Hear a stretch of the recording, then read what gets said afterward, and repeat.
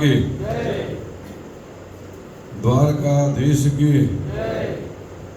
તમારે ત્યાં તમને એમ લાગે કે રમેશભાઈ ધડું કહ્યું પણ અમને ગોંડલ વાળાને એમ થાય દ્વારકાધીશ છે સીધું કનેક્શન આમ તો જરાય દૂર નહીં. આપણે પાણીની મેન લાઈન નીકળી હોય એમાં કનેક્શન દઈ તો પ્રેશર આવે અને આડી લાઈનમાં દઈ તો ધીમું ધીમું પાણી આવે. એમ દ્વારકાધીશ હારે મેન લાઈનમાં સીધું કનેક્શન એટલે એમાં કાંઈ ઘટે જ નહીં. આપણા ગામમાં અહીંયા આવ્યા જ ને ભાઈ, આનાથી પવિત્ર માણસ હું કોઈને માનતો જ નથી. ભગવાને એને કપટ કહેવાય ને, કપટ હોય માણસમાં, એ સોફ્ટવેર જ મૂકતા ભૂલી ગયા. એને જેટલું કરવું છે એ લોકોને સારું કરવું, કોઈથી કોઈનું ખરાબ કરવું નથી. આવી એની ભાવના છે. અત્યારે તમે કલ્પના કરો કે આમથી લઈ અને આમ હોપટ સામે બેઠા છે એટલા અમે અહીં બેઠા છે. શું કામ? ખાલી કિરીટભાઈ જીતે ને એના માટે નહીં, પણ આ સંસ્કૃતિ બચે ને એના માટેની લડત માટે આ બધા આવ્યા છે. ભારતીય જનતા પાર્ટી છે ને, આ તો આ લોકો જ ઉપાડ્યું થોડાક દીધી. એટલે છેલ્લા 2 મહિનાથી અમે કોઈ અહીંયા હતા નહીં, ભાજપ વાળા કોઈ હતા નહીં. હવે ગ્રાઉન્ડમાં રમવાવાળા એકલા દડા ઈ ફેંકે, શિક્ષુ ઈમાં અને સ્કોર બતાવે કે અમારી સદી પૂરી થઈ. એલા અમે બધા સહયોગી, તમે શાંતિ તો રાખો. કેટલી વિહે હો થઈ અમે અહીં બધા આવી હતી ખબર પડે ને. ભાજપે કાંઈ કર્યું નથી, ભાજપે કાંઈ કર્યું નથી, ભાજપે કાંઈ કર્યું નથી, આવું ઉપાડ્યું. એટલે અહીંયા બધા એકલા બેઠા છે. હું તો માનો કે હમણાં થોડાક દી થયા બોલ તમને બધાને આમ જોઈને ઓળખવા માંડ્યો. હું આંધળું ક્યાં કહી શકું કે આમાં બેઠા એમાં બોલો દવાખાનામાંથી ઓપરેશન કરાવ્યા છે, કરાવ્યા છે. આમાં કોઈ બેઠા એમાં દવાખાને સર્જરી કોઈ કરાવી છે? કાર્ડમાં કોણે કરાવી છે? કોકના પરિવારમાંથી કોણે કરાવી સર્જરી? જોઈ તા ભાજપે નથી કર્યું, કોણે કર્યું? હવે તમે મને એમ કહો ભાજપની સરકાર નહોતી તો એટેક નહોતા આવતા, કોંગ્રેસની સરકારમાં એટેક નહોતા આવતા. એટલે તેથી તો એટેક આવતા હતા, તેથી હુમલો કહેતા હતા. અને તેથી હુમલો આવે તો આપણે પૂછતા હતા કેટલામો છે, એ કે ત્રીજું. તો ઘરધણી કરતા આપણે ઢીમા પડી જાય કે લ્યો તમારે છેલ્લો રહ્યો, આવું આપણે કહેતા. એમાં એમ કે પહેલો આવ્યો તો આપણે આશ્વાસન દઈ ચિંતા કરતા નહીં, હજી તમારે 2 બાકી છે. મને આમ ભારતીય જનતા પાર્ટીના કાર્યકર્તા તરીકે જામકા તડુક સમાજમાં કહેતા હરખ થાય કે આ નરેન્દ્ર મોદીના શાસનમાં આખા ભારતમાંથી ગરીબમાં ગરીબ માણસની એટેક આવે ને તો એ વોકાટ અને સ્ટર્લિંગ જેવી હોસ્પિટલમાં મફત હાજા થાય છે. અને એ અમે કર્યું છે. અમે છાતી ઠોકીને કહીએ કે તમે કયો કંઈ કર્યું નથી.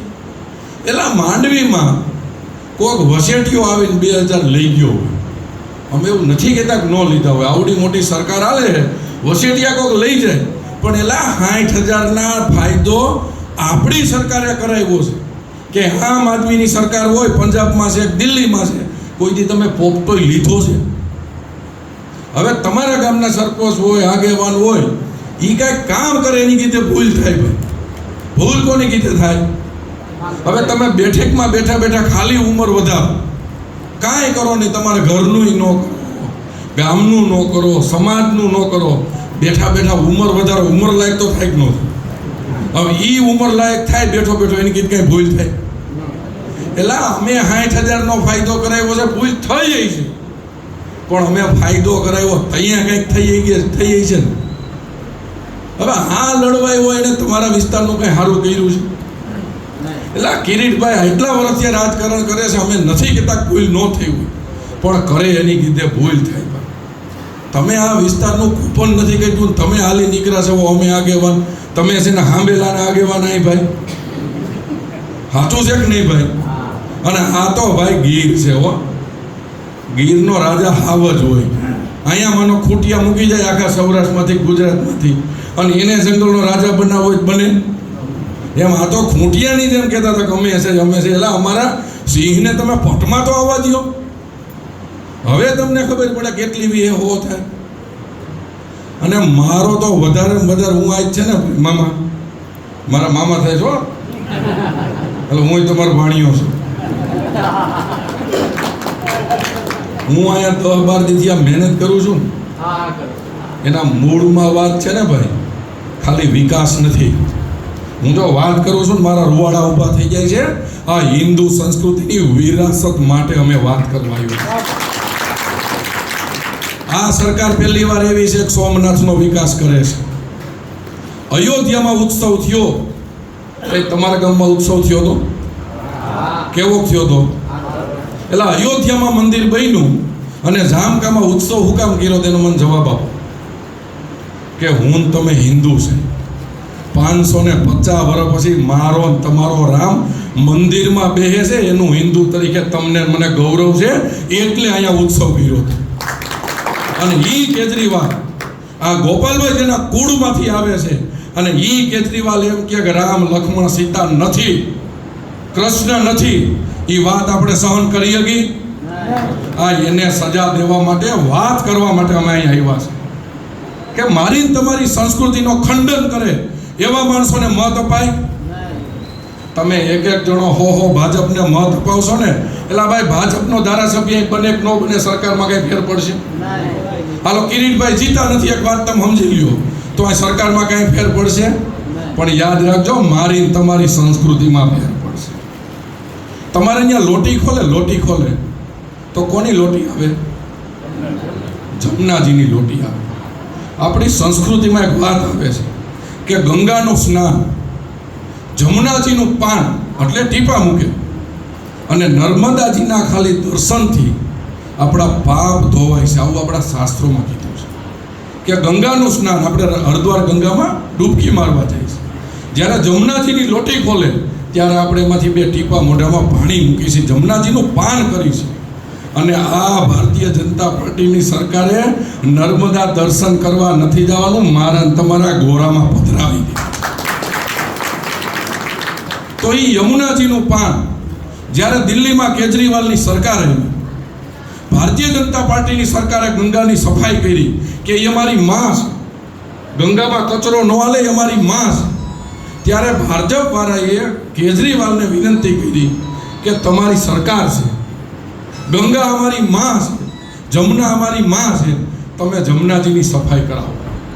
અને એને જમનાજીની સફાઈ તો ન કરાવી, પણ આખી દિલ્હીના જેટલી નદીઓના ગંદકી હતી ને, એ બધી ફેક્ટરીની ગંદકી છે ને જમનાજીમાં છોડી. અને 10 વર્ષ એની પાસે દિલ્હી હતી. આપણે વિનંતી કરતા તો એ લોકો એમ કહેતા કે તમારી માં છે, અમારી તો નદી છે, આમાં ગંદકી થાય. ઈ જમનાજીને જેણે મેલા કર્યા ને, એને સજા આપવા માટેની આ ચૂંટણી 19 તારીખે આવી છે. આ સંસ્કૃતિની વાત છે. તમે વિચાર તો કરો, નરેન્દ્ર મોદીએ રામ મંદિર બનાવ્યું, પણ પેલા રામ મંદિર ન બનાવ્યું. મોહમ્મદ ગજની જ્યારે નીકળો ને, ત્યારે એને પેલા રામચંદ્ર ભગવાનના કુળદેવી કોણ હતા? મહાકાળી માં હતા. એને પેલા મહાકાળી માનું મંદિર ધ્વજ કર્યું, અને પછી એને રામ મંદિરને ધ્વજ કર્યું હતું. નરેન્દ્ર મોદીએ પેલા મહાકાળી માં ઉપર ધજા લગાવી છે, અને ન્યા ધજા લગાવી અને પછી એના કુળદેવીને પધરાવીને પછી એને રામને મંદિરમાં બેહાડ્યા છે. આ સંસ્કૃતિ જ્યાં મજબૂત થાય છે ને, એના માટે આપણે મતદાન કરવાનું છે. આપણે વાત કરી તો આપણા રૂવાડા ઊભા થઈ જાય. આપણે જોયું હતું ઓપરેશન સિંદૂર, જોયું હતું ને આપણે, 2500 મિસાઇલ જેવી આવી હતી પાકિસ્તાનમાંથી. એ નરેન્દ્ર મોદીના શાસનમાં માં ભારતીની જમીન ઉપર એક મિસાઇલ ન પડવા દે ને, એના માટે મત માગવા આવ્યા છે.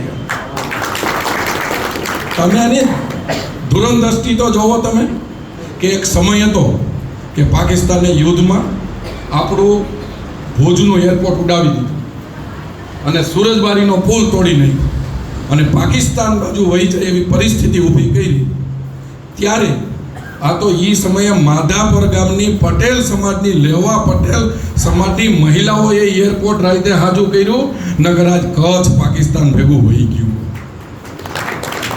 અને એવું ક્યારેય ભૂતકાળમાં ન થાય, ભવિષ્યમાં એવા બનાવ ન બને, એના માટે નરેન્દ્રભાઈએ કોસ્ટલ હાઈવે આખો સિમેન્ટ રોડ બનાવ્યો, દ્વારકા જાય એમાં સિમેન્ટ રોડ બનાવ્યો.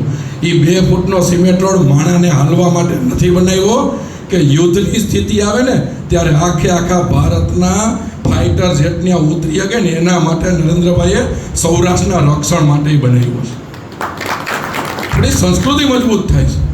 તમે વિચાર તો કરો કે અહીંથી બ્રહ્મોસ મિસાઇલ છૂટે એના ટાર્ગેટમાં જઈને વાર કરે. આવી સ્થિતિ આપણો દેશ મજબૂત થઈ ગયો છે. છેલ્લે તમને એક વાત કરી દઉં કે મારા તમારા ભવિષ્ય માટે નરેન્દ્ર મોદી એક યોજના કરે છે કે ભારતને આખું ગોલ્ડન ડોમ બનાવે છે. કે ગોલ્ડન ડોમ એટલે શું કે આપણે આ વખતે મિસાઇલ આવતી હતી તો અહીંથી ડિફેન્સ સિસ્ટમ સામે વાર કરતી હતી, મિસાઇલને ઉડાવી દીધી. એની જગ્યાએ ગોલ્ડન ડોમ એવો બનશે કે આપણી સેટેલાઇટ એટલે આપણે મિસાઇલો તરતી મૂકશું ઉપર સેટેલાઇટમાં અને સમગ્ર ભારત વર્ષની ફરતી કોઈ મિસાઇલ હોય છે. કદાચ દુશ્મન દેશ ગમે ત્યાંથી વાર કરે પણ એ ઉપરથી મિસાઇલ નીચે તોડી નાખે, મા ભારતીના એકય લોકોને કાંઈ ન થાય. એ કામ નરેન્દ્ર મોદી કરે છે. આપણી એક સંસ્કૃતિ છે કે આપણા ગામમાંથી કોઈક જુવાનીઓ સારું કામ કરે ને એટલે આપણે એને આમ હાથ પીડી આમ થવાવી થપથપાવી અને શાબાશી આપી છે. તો નરેન્દ્ર મોદી આવું સારું કામ કર્યું, તમને શાબાશી દેવાનું મન થાય, તમે દઈ શકવાનો તો શાબાશી આપવા માટે આ ચૂંટણી આવી છે. ઓપરેશન સિંદૂર પછીની પહેલી ચૂંટણી છે અને વિસાવદરને અહીંથી કિરીટ પટેલ નામનું કમળ ગાંધીનગર મોકલી અને નરેન્દ્ર મોદીને શાબાશી આપવા માટેની આ ચૂંટણી આવી છે. તો આપણે બધા સાથે મળી ધડુક સાહેબની હાજરીમાં, આટલા બધા આગેવાનોની હાજરીમાં, આમ તો દ્વારકાધીશની હાજરીમાં નક્કી કરી કે હું તમે મારા પરિવારનો મત અપાવશું એમ નહીં, પણ વિસાવદરના 100 લોકોને ફોન કરશું કે આ સંસ્કૃતિના વિરોધ કરનારાઓને મત નથી આપવો, મા ભારતીને અમર કરનારાઓને મત આપવો છે.